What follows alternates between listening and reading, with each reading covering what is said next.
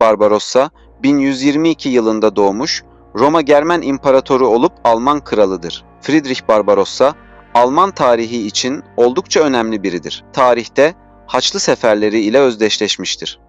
Amcası Alman kralı 3. Konrad tarafından 2. Haçlı seferleri için Swabia Dükü sıfatıyla doğuya sefere gönderilmiştir. Daha sonra 4 Mart 1152 yılında amcası 3. Konrad ölünce onun yerine tahta geçmiş ve Kutsal Roma Germen kralı olmuştur. Kral olunca bir sonraki Haçlı seferine katılacak ve Müslümanların zenginliklerini gasp ederek Anadolu ve Orta Doğu'ya kan götürmek isteyecekti. Friedrich Barbarossa tahta geçtikten sonra Papa 3. Eugenius ile anlaşmazlığa düşmüştür. Papa 3. Genius ölünce onun yerine geçen 4. Hadrianus ona 1155 yılında kral tacını giydirmiştir. Friedrich Barbarossa, Sicilya topraklarında yer alan çatışmaları ve Sicilya kralı Guglielmo'nun Papa'yı Sicilya bölgesinde zayıflatması üzerine harekete geçmiş ve İtalya'ya sefere çıkmıştır. İtalya üzerine seferi çıkması İtalya halkını ve şehir devletini rahatsız etmiş ve sonucunda Friedrich Barbarossa İtalya'yı topraklarına katmıştır. Papalık 1159 yılında Papa olarak 3. Alexander'ı seçince Friedrich Barbarossa bunu kabul etmemiş ve kendi desteklediği Victor'u Papa olarak ilan etmiştir. Sicilya kralı Guglielmo ve Bizans kralı Manuel gibi isimler ise Alexander'i destekliyordu.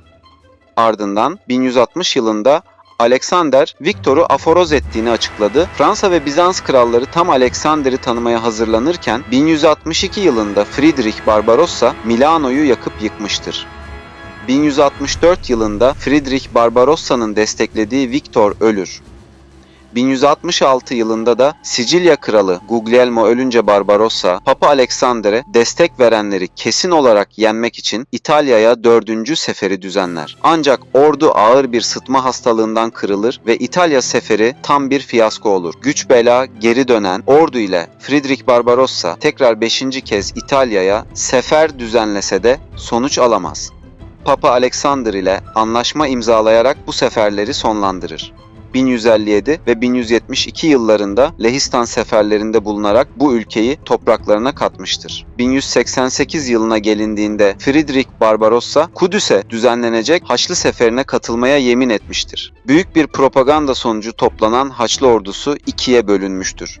Friedrich Barbarossa yani Alman Haçlıları Balkanlardan Anadolu'ya inerek oradan Kudüs'e ulaşacak. Aslan yürekli Richard'ın Haçlı ordusu ise yani İngiliz Haçlıları gemilerle Akka Limanı'na geçerek Kudüs'e saldıracak. Friedrich Barbarossa ve ordusu 11 Mayıs 1189 yılında Ratisbon'dan yola çıkmış ve yolda Macar ordusu ile birleşmişlerdir. Toplanan bu Haçlı ordusu en büyük ve en iyi silahlarla kuşanmış disiplinli bir ordu idi. Balkanlardan geçerken aslında kanlı bir geçiş yaparak Filibe ve Edirne şehirlerini yakıp yıkmışlardır. Bizanslılar Haçlıların topraklarında olmasını istememesine rağmen ordunun büyüklüğü konusunda bir şey yapamamışlardır. Bazı tarihi kaynaklara göre Selahaddin Eyyubi ile Bizans kralı İsakios arasında Bizanslıların Haçlıları kendi topraklarında tutup ilerlemesine izin vermediği konusunda anlaştığı iddia edilmektedir. Anadolu'da ise Türkler bulunmaktaydı. Bizans ile Türkler Miryakefelon Savaşı'nın ardından barış dönemine girmişti. İki taraf da çatışma istemiyordu. Friedrich Barbarossa'nın asıl amacı Kudüs olduğu için Anadolu'dan sorunsuz bir geçiş yapmak istiyordu. Bu sebepten Selçuklu Sultanı II. Kılıç Arslan ile anlaşmaya vardılar. Buna göre Friedrich Barbarossa ve ordusu Anadolu'da barış içerisinde geçebilecekti. Ancak ordu Anadolu'dan geçmeye başladığında Haçlı ordusu çevre köylere ve kasabalara saldırmaya başlayınca II. Kılıç Arslan ve Türk savaşçıları Haçlı ordusunu uzaktan takip ederek önlerindeki su kaynaklarını kurutmaya, meralardan hayvan geçirerek Haçlı ordusunun atlarını aç bırakmaya başladılar. Ayrıca Türkmen birlikleri ara ara sürpriz saldırılar düzenleyerek Haçlı ordusunu zayıflatıyordu. Haçlı ordusu en sonunda 18 Mayıs 1190 günü Selçuklu başkenti Konya'yı ele geçirmiştir. Friedrich Barbarossa'nın antlaşmayı bozma sebepleri arasında Türk saldırılarına tahammül edemediği için ders verme amacıyla Konya'yı aldığı ya da bazı tarihi kaynaklara göre II. Kılıç Arslan'ın oğlu Kutabettin'in Haçlı ordusunun Anadolu'dan geçişini kaldıramadığı ve babasını hapsederek Haçlılara karşı koymaya çalıştığı öne sürülür. Ancak Friedrich Barbarossa'nın amacı Konya'ya da Türkler değildi. bir an önce Kudüs'e ulaşmak istiyordu. 5 gün Konya'da kaldıktan sonra ordusuyla buradan ayrılmıştır. Ordusuyla 10 Haziran 1190 günü Silifke civarına geldiğinde Friedrich Barbarossa Göksu Irmağı'nda boğularak hayatını kaybetmiştir. Germen İmparatoru Friedrich Barbarossa Kudüs'ü işgale gitmek isterken Göksu Nehri'nde boğulmuştur. Ölümüyle ilgili farklı iddialar bulunmaktadır.